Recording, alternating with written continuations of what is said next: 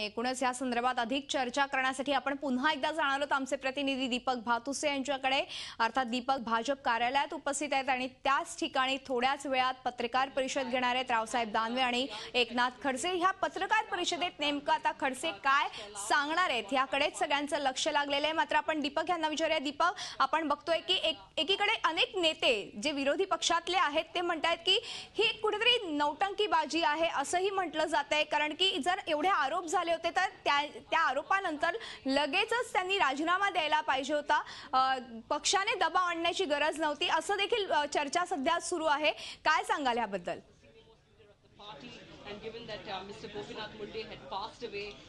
भाषा कशी बदलते ते आपल्याला बघता येईल विरोधी पक्षाची, कारण काँग्रेस राष्ट्रवादी काँग्रेस सत्तेत असताना त्यांच्या मंत्र्यांवरती एवढे आरोप झाले, त्यांनी निश्चितच आपल्या मंत्र्यांचे राजीनामा घेतले, पण त्यांनी पूर्ण वेळ दिला त्या मंत्र्यांना स्वतःला निर्दोष सिद्ध करण्याचा।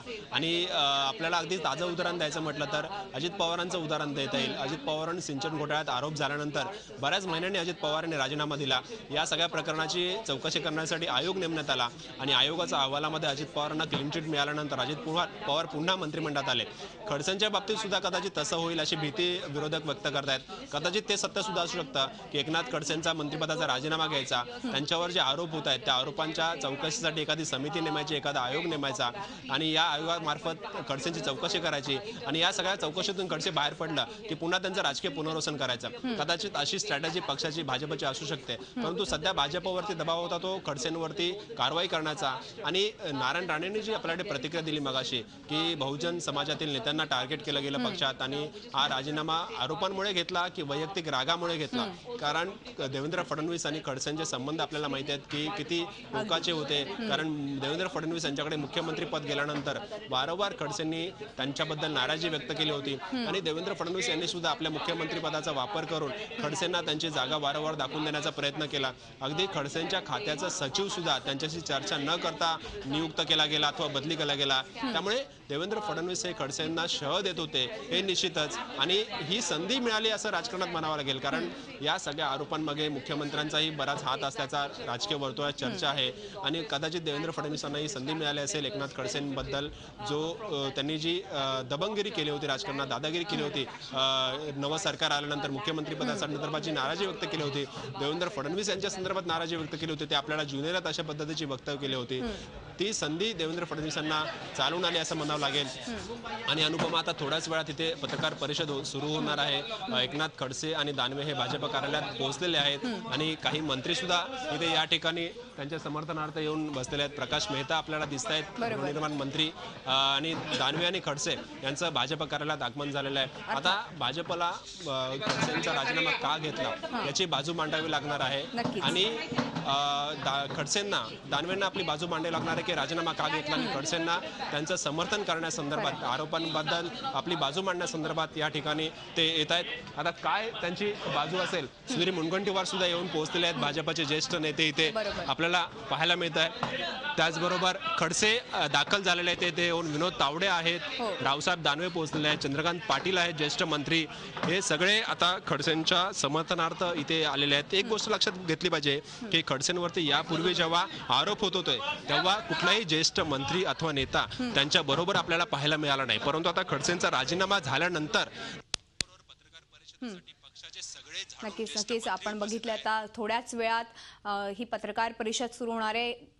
मोठमोठे नेते भाजपमध्ये तर हजर आहेत, मात्र आता खडसे नेमकं ह्या आरोपांना काय उत्तर देणार, कसं समर्थन करणार, त्याचबरोबर दानवे ह्या राजीनाम्याचं नेमकं कसं समाधान आपल्या समोर मांडणार आहेत, ह्या सगळ्या संदर्भात आता थोड्याच वेळात काही क्षणामध्ये ही पत्रकार परिषद सुरू होते। सुधीर मुनगंटीवार हे देखील या ठिकाणी उपस्थित आहेत, प्रकाश मेहता हे देखील आलेले आहेत। आपण बघतोय ही पत्रकार परिषद आता थोड्याच वेळात सुरू होईल।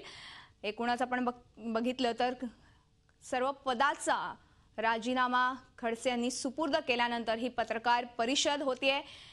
वेगवेगळे आरोप खडसे यांच्यावरती लावण्यात आलेले आहेत। वर्षा या निवासस्थानी जाऊन त्यांनी मुख्यमंत्र्यांकडे आपला राजीनामा सुपूर्द केलाय। मंत्रिपद मिळाल्यापासूनच ते खरं तर एकूणच चर्चेत होते। एक आक्रमक नेते म्हणून खडसेंचं नाव आहे। मात्र ह्या आरोपांनंतर आता त्यांना अखेर पाय उतार व्हावं लागलंय. पक्षातून त्यांची गच्छंती झालेली आहे. मात्र नेमका पक्ष आता ह्यानंतर काय निर्णय घेणार ह्याकडे देखील तितकंच लक्ष लागलेलं आहे. राजकीय वर्तुळामध्ये अनेक चर्चांना उधाण आल्याचं बघायला मिळतंय. अखेर दबाव पुढे खडसे हे झुकल्याचंच समजतंय. सर्व मंत्रिपदाचा राजीनामा खडसे यांनी दिलेला आहे.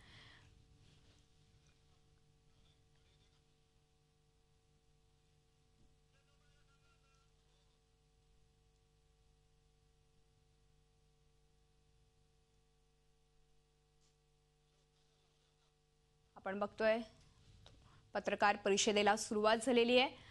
रावसाहेब दानवे आता खडसेंच्या या राजीनाम्यावर काय बोलणार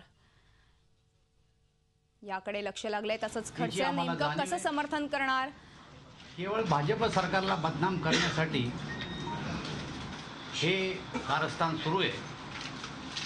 परंतु सतत चाललेले आरोप पाहता भाजपच्या नैतिक मूल्याची परंपरा आमच्या नेत्यांनी याही पूर्वी घालून दिलेली आहे आणि त्या परंपरेला धरून नाथाभाऊ खडसे यांनी माननीय मुख्यमंत्री महोदयाकडं मी मंत्रिपदाचा राजीनामा देतो अशा प्रकारचा मनोदय व्यक्त केलेला आहे.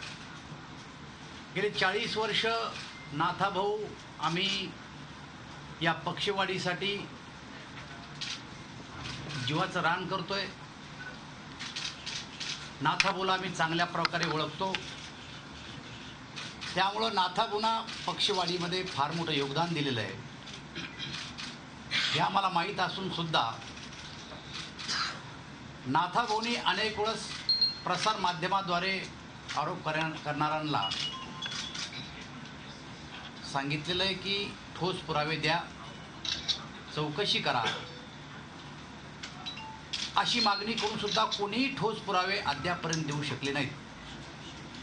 तरी पण नाथाभाऊंनी जो पण माझ्यावरचे आरोप आहे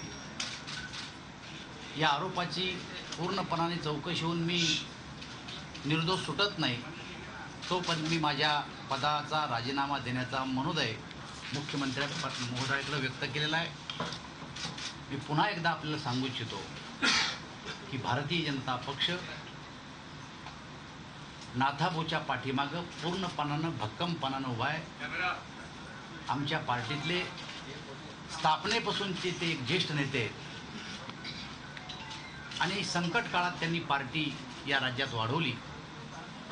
पार्टीची बाजू मजबूतपणानं मांडली आणि त्यामुळंच हे सरकार येऊ शकलं. ह्या आरोपा बेबुनियाद आहे आणि म्हणून भारतीय जनता पार्टी नाथाभाऊच्या पाठीमागे भक्कमपणानं उभी आहे. गेले 40 वर्ष आणीबाणीच्या कालखंडापासून तर आतापर्यंत जनता पार्टी, भारतीय जनता पार्टी या माध्यमातून मी पक्षामध्ये काम करतो आहे आणि गेल्या 40 वर्षामध्ये भारतीय जनता पार्टीच्या पक्ष विस्तारासाठी आणि पक्षामध्ये वेगवेगळ्या व्यक्ती समूहाला आणण्यासाठी स्वर्गीय प्रमोद महाजन, स्वर्गीय गोपीनाथजी मुंडे, अनेक माझ्यासमोर त्या कालखंडाचे नेते यांच्या मार्गदर्शनासाठी मी काम करत आलेलो आहे. अनेक चढउतार मी जीवनामध्ये पाहिलेले आहे आणि या माध्यमातून संघर्ष करत करत 40 वर्षाच्या राजकीय जीवनाचा प्रवास करत संघर्ष करत करत या ठिकाणापर्यंत मी पोहोचलेलो आहे. आणि अशा स्थितीमध्ये माझ्या 40 वर्षीय राजकीय जीवनामध्ये मी कधी सत्तेमध्येही होतो, कधी विरोधी पक्षनेता म्हणूनही काम केलं. परंतु यामध्ये 40 वर्षामध्ये आत्ता जो मीडिया ट्रायलचा हा प्रयोग आहे हा मी कधी अनुभवला नाही. मी सातत्यानं पहिल्या दिवसपासून आजपर्यंत आरोप करणारा नाही, सातत्यानं पहिल्या दिवसपासून सांगत आलेलो आहे की जो काही आरोप करता आहात त्याचे ठोस पुरावे, कागदपत्र, सही शिक्क्यानिशी द्यावे. तर या क्षणापर्यंत एकही कागदपत्र विरोधक देऊ शकले नाही. अगदी काँग्रेसच्या सचिन सावंत यांना एका चॅनलवर तर मी आव्हान केलं होतं एका जमिनीच्या किमतीच्या संदर्भामध्ये की तुम्ही ही किंमत आहे सरकारच्या माध्यमातून मला दाखवून द्या की ही तुम्ही जे 400 कोटी आणि 500 कोटीच्या किमतीच्या वाढवून सांगता आहेत, या जमिनीची किंमत ही 8 कोटी आहे आजच्या बाजारभावाप्रमाणे. ते जर सिद्ध करून दाखवलं तर एका क्षणामध्ये मी राजकारणामधून त्याग करेल. मंत्रिपदाचा राजीनामा देईल असं नव्हतं म्हटलं, राजकारणातनं त्याग करेल, राजकारण सोडून देईल, पण पुरावा द्या, नाही तर तोंड काळं करा. अजूनपर्यंत मी वाट पाहतो आहे. मी त्या आदरणीय दमानी मॅडमला हे सांगितलं होतं की जे काही प्रॉपर्टीच्या संदर्भामध्ये तुम्ही वेगवेगळ्या स्वरूपामध्ये दिशाभूल करणारे कागदपत्र दिलेले आहेत, हे सारे कागदपत्र निवडणुकीच्या ॲफिडेव्हिटमध्ये मी दिलेलेच आहे. त्या ॲफिडेव्हिटच्या बाहेर जर काही असेल तर माझी आमदारकी रद्द होऊ शकते त्यामधून. परंतु मीडियामध्ये जाऊन चीप पॉप्युलरिटीसाठी काहीतरी आरोप करायचे. जावयानं सोनाटा गाडी घेतली, त्याचं म्हणे की सेकंड हँड गाडी, आणि म्हणे की कोणती लिमोजिन गाडी घेतली, त्याचाही मी म्हटलं होतं की पुरावा द्या. ही गाडी 2008ची आहे. ज्यावेळेस ही गाडी घेतली 2012ला सेकंड हँड, त्यावेळेस ते माझे जावई नव्हते. 2013ला झालं लग्न मुलीचं. परंतु या संदर्भात बेछूट आरोप करायचे. या क्षणापर्यंत पुरावा दिला नाही देशी आहे का विदेशी आहे. परंतु या ठिकाणी त्यांच्याही संदर्भामध्ये कधी पुण्याच्या जमिनीच्या संदर्भामध्ये केलं असेल. मी वारंवार सांगितलं, या क्षणापर्यंत पुण्याच्या जमिनीच्या, भोसरीच्या जमिनीच्या संदर्भामध्ये MIDCने 1 रुपयासुद्धा 48 वर्षात त्या व्यक्तीला दिलेला नाही आहे ना. त्याचं प्रोसिडिंग केलेलं आहे. जे केलेलं होतं ते लॅप झालेलं आहे. आपण एखाद्या व्यक्तीला 48 वर्ष तुम्ही पेमेंट देणार नाही, त्या ठिकाणी उलट त्या जमिनीवर तुम्ही अतिक्रमण करून त्याचा म्हणजे संबंध पैसे न देता तुम्ही त्याच्यावर बांधकाम करणं. झी 24 तास रहा एक पाऊल पुढे.